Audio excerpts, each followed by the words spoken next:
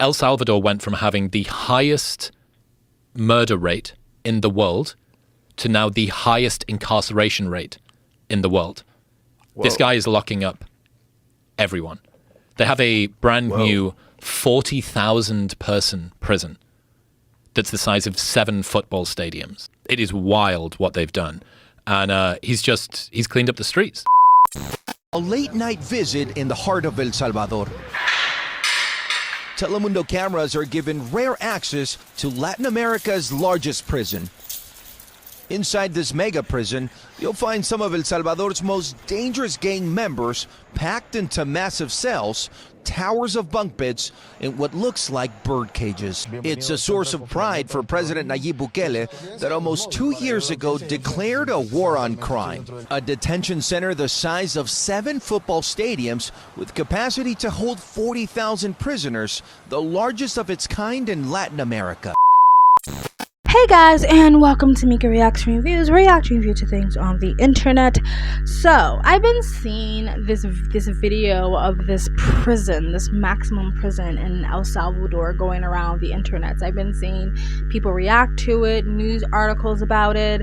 I even saw a video where someone went into the prison and like showed it around. It did like a little tour and really broke down in detail what this prison is all about. So, I don't know if you know. I was a bit aware of it. I didn't know the details of it. El Salvador was struggling for many years, if not decades, with lots of gang wars. Basically, they were held hostage by these gangs. There was a lot of crime. There was a lot of, taking people's lives and as assaults and kidnapping. Like, it was just, they were terrorists. They were terrorizing their country for many years, and a lot of the official governments, the presidents or prime ministers, I don't know what they really refer to their leaders as, that was failing to curtail the violence in the gangs, failing to control it and get rid of it. And this is La Campanera.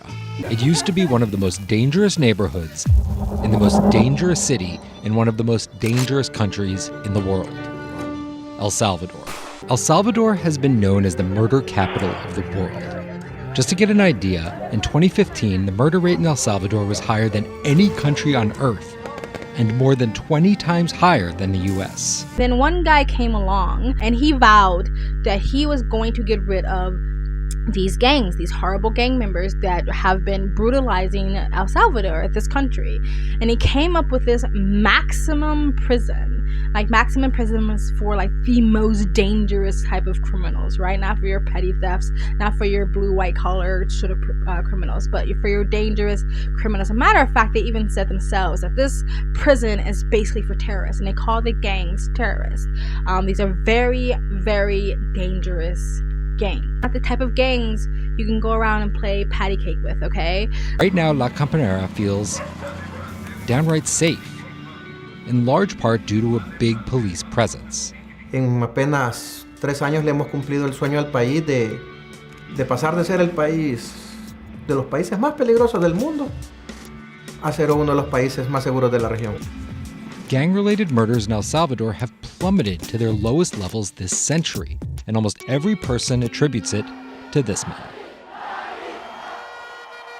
El Salvador's Nayib Bukele. Since coming to power, his tactics have led to the arrest of a higher percentage of its population than any country in the world, 75,000 people and counting. Ya no somos los maras o las maras o los grupos delincuenciales o el país de los muertos, sino que ahora somos El Salvador, este país que ha logrado un milagro total. The prison itself is supposed to be like a few different football fields long. The cells, I think, hold about 100 prisoners each.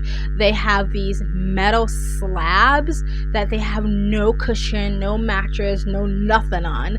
And the reason for that is so they can't hide drugs or weapons inside the mattresses.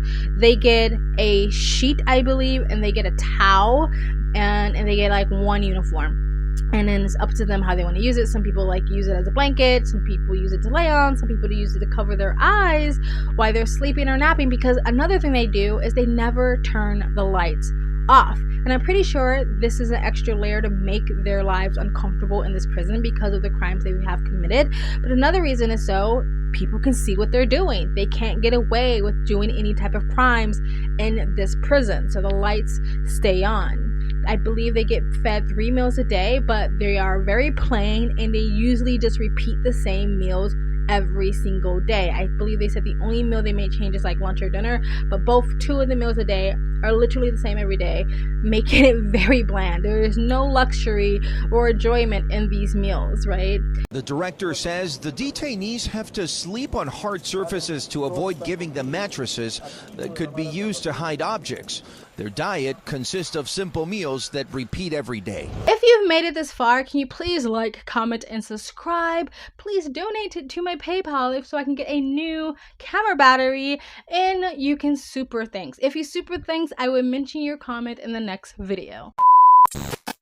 Everything they do is inside this cell. Mostly they use the bathroom in a cell, they shower and bathe in a cell. There's a big water tank where they can bathe in. I think that maybe there's a 3 toilets to 100 people, 2 big water tanks they can bathe in and wash their dishes in.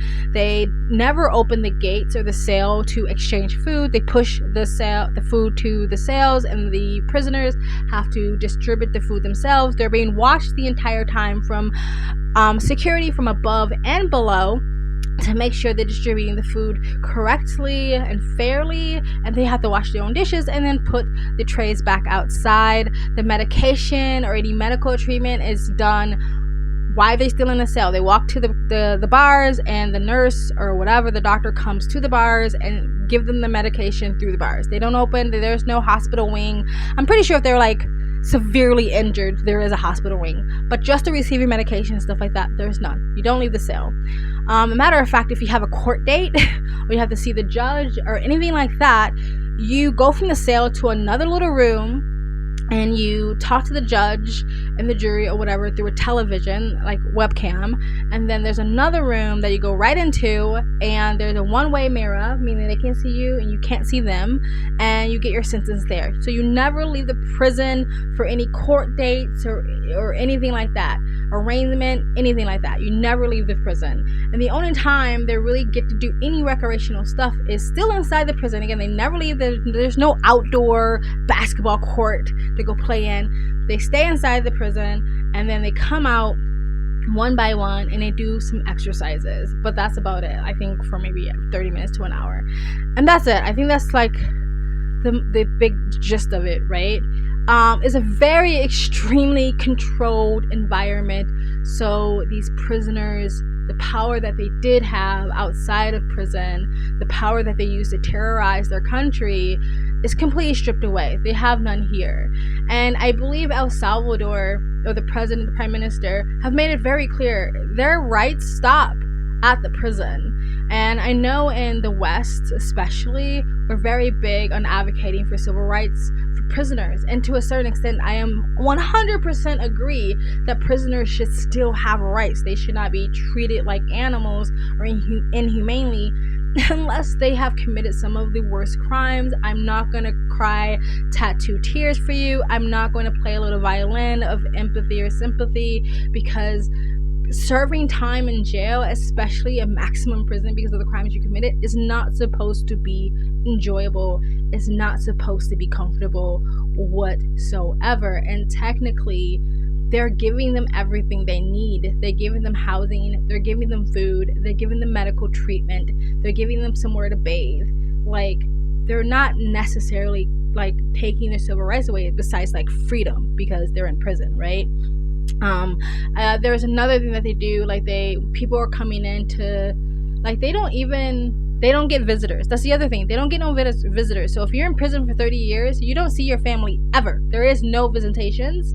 When the prisoners are arraigned, there is a special x-ray they go through. So I don't know if they have to do the bend over cough thing, because they can see everything in their body. So they're not hiding anything in their bodies. And they have special technology that blocks out any type of cell signal or TV signal, anything like that. So they can never communicate. Completely silence and darkness. The other thing that they do is they put the massive rival gangs in the same cell together. They used to separate them. They don't do that in this prison, and it's I guess they said it's to take that identity away from them. You have to work together and live together if you want to get along and survive in this prison, and also to show them it doesn't matter what gang you belong to, your leaders abandon you. No matter how powerful you thought you were, your leaders have abandoned you. That power is completely diminished. Okay, so that is the gist of this prison. That is the gist of this sale,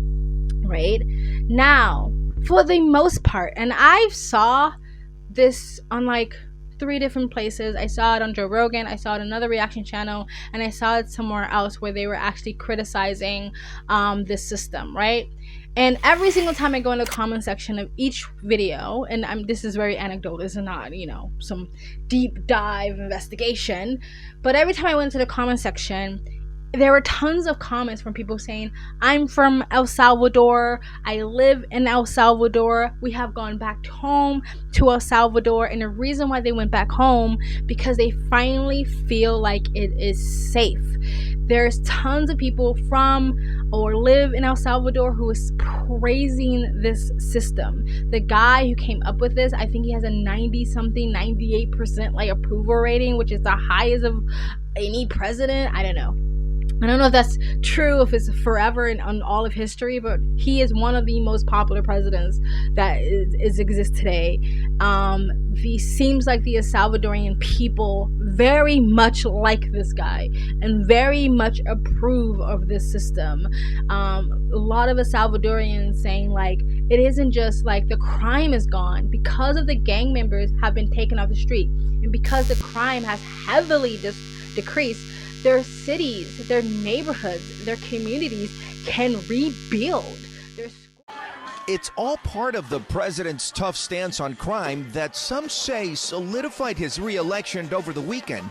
Bukele claiming a landslide victory with more than 2/3 of the votes processed, the president winning 83% of those votes. The government says the measures are working and the homicide rate has now dropped to 2.4%.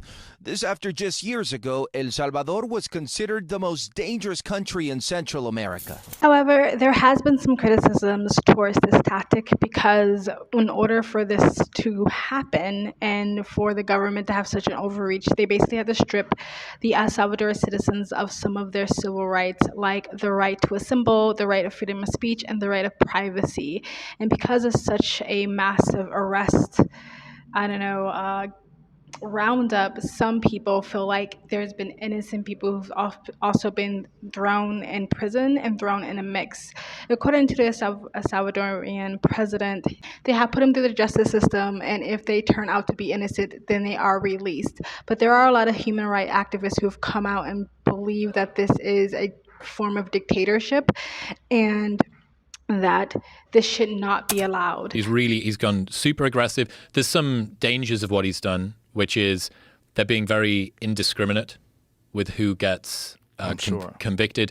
12-year-olds can be, I haven't heard if they are, but 12-year-olds can be treated like adults and thrown into the prison as well. If they break down the door and come in this room and you're a bad guy and me and Jamie are not bad guys, we're probably going to prison as well. So there's probably a good bit of collateral damage that's come with this. Most citizens in El Salvador love Bukele, with his approval rating reaching as high as 92%, and the envy of almost every other Latin American leader, who are now starting to emulate his policies. Creo que ya está generando mucha esperanza. Cualquier estado tiene capacidad de derrotar al crimen organizado, que es el principal enemigo de millones de latinoamericanos. But for some, that miracle comes with a steep cost: civil liberties. Hay una captura masiva de pandilleros y presuntos pandilleros, y hay luego un intercambio, digamos, de esas capturas a partir de la entrega de las libertades. Does freedom have to be the price to pay for safety? Y sí, habrá momentos duros, habrá momentos difíciles, pero tomaremos esas decisiones con valentía. Nos toca ahora a todos tomar un poco de medicina amarga. President Bukele didn't represent the failures and corruption of previous administrations. 3 of his predecessors from El Salvador's 2 main political parties had either been arrested or indicted. Then, one weekend changed everything. El sábado se convirtió en el día más violento de la historia de El Salvador. Y en marzo del año pasado tuvimos algo que nunca habíamos vivido. Between March 24th and 27th, 2022, 87 people were murdered in El Salvador, allegedly by gangs. Querían demostrarle al presidente Nayib Bukele que ellos tenían el control. Nosotros decidimos que ya había llegado, que ya no podíamos seguir más. Algunos le han llamado plan contraterritorial, otros le llaman plan de estado de excepción, otros le llaman simplemente plan Bukele. Plan Bukele was a 30-day state of emergency, but since then, it's been extended 22 times and counting. It suspended a wide range of constitutional rights, from freedom of association and assembly to privacy and communications to being informed of the reason for arrests. Y te lo digo yo como jefe de fracción, que estoy seguro que vamos a tener los votos de todos mis compañeros el tiempo que sea necesario y todas las veces que el presidente Nayib Bukele lo solicite. A la fecha creo que el dato oficial es alrededor de 70,000 detenidos. Tuvimos que construir la cárcel más grande de América Latina. Human rights groups like Morvir and Cristasal have reported 215 deaths and thousands of abuses related to the crackdown. Ahora, como Cristasal, sí hemos recibido hasta 3,600 personas que han sido vulneradas en sus derechos. Cristasal released a report in 2022 in which it denounced that inmates in El Salvador had died from torture, beatings, strangulation, or lack of medical attention during the state of exception. El hacinamiento de los centros penitenciarios, aunado con la falta de condiciones mínimas de higiene, alimentación, acceso a medicamento, todas estas condiciones hacen que los centros penitenciarios básicamente se conviertan en unos centros de tortura sistemática de personas capturadas. La seguridad no debería de ser una moneda de cambio a cambio de las libertades constitucionales de las y los salvadoreños. Even though re-election is prohibited under the Salvadoran Constitution, the Supreme Court cleared the way for his re-election in 2024. Bukele has also taken a leave of absence from the presidency to campaign. Yo le digo, es que no vamos a ganar. Vamos con la ayuda de Dios a enterrar a Arena. What's at stake in Bukele's second term is whether safety is sustainable in El Salvador and whether it can one day exist without the state of exception. Nuestro mayor temor es que el régimen de excepción sea utilizado con mayor frecuencia como un arma para poder acallar a las personas. Es muy preocupante. Que la dictadura empiece a ser más sexy, ¿no? La dictadura empiece a ser más cool y sea la justificación para poder solucionar un problema.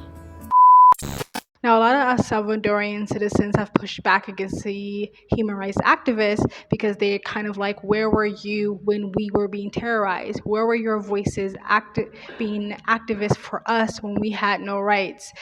There was even comments saying, like, you're saying that we are being held hostage by a dictatorship, but we were being held hostage for decades by gang members and terrorists, and you've never stepped forward to help us. Now, I personally do think that taking civil rights away from someone, like the freedom to assemble, the freedom of speech, and the freedom of privacy, is overreach. But that's because I'm an American and I'm used to having those rights. I've never lived in a country where I needed to be terrified for my life on every single day. I never lived in a country where gang members were basically in charge of society. I never lived that nightmare. So I don't know what I would do if I had to. I don't know what I would exchange for peace. I don't know what I would exchange for safety, but we all know it's always for your own good when it comes to stripping people of their civil liberties, right? And we all know powers that be rarely give freedoms back once they've been taken or handed over.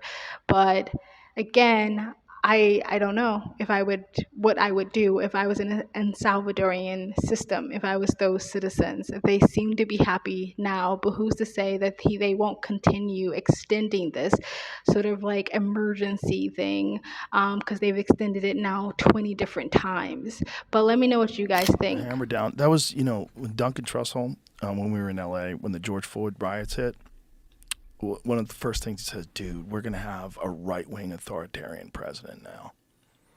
that's going to be the next person. Like the next, like when this all collapses, the only response to that is people go hard right. They go hard right. If you want to really clean it up, it's not going to be pretty. No.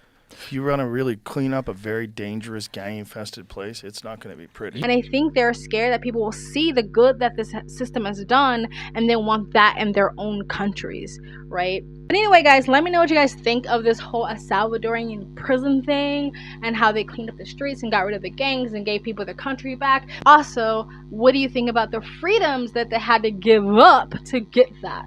And would you want a president to be like that in your country?